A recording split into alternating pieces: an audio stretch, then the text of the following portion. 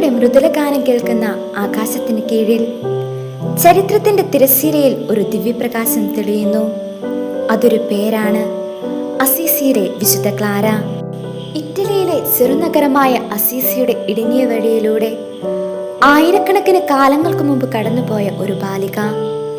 പക്ഷേ അവളുടെ ഹൃദയം സ്വർഗത്തിന്റെ നിത്യസംഗീതവുമായി ചേർന്നിരുന്നു. സമ്പത്തിന്റെ തിളക്കത്തിൽ ജനിച്ചിട്ടും അവൾ തെരഞ്ഞെടുത്തത് ദാരിദ്ര്യത്തിന്റെ സമൃദ്ധി.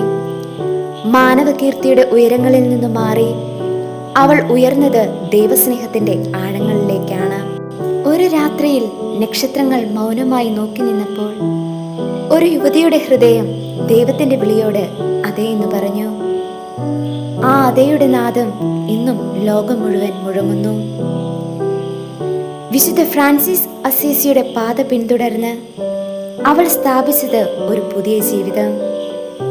പ്രാർത്ഥനയും ദാരിദ്ര്യവും സ്നേഹവും ചേർന്നൊരു വഴിപ്പാത. പൂർണ്ണമായ ദൈവാശ്രയം അവളുടെ ജീവിതത്തിന്റെ ഏകമന്ത്രം. ക്ലാരയുടെ കണ്ണുകൾ ലോകത്തിന്റെ തിളക്കങ്ങളിലേക്ക് നോക്കിയില്ല. അവൾ നോക്കിയത് ക്രൂശിതനായ ക്രിസ്തുവിന്റെ മുഖത്തേക്കാണ്. അവളുടെ നിശബ്ദത ഒരു പ്രാർത്ഥനയായി മാറി.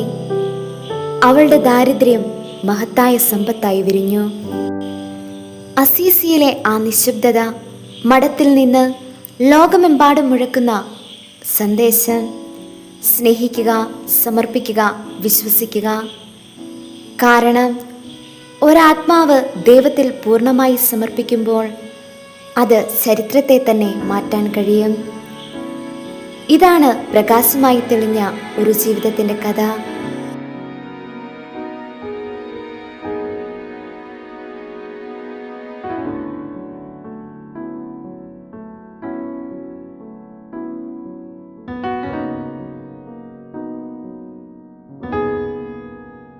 Saint Clare of Assisi.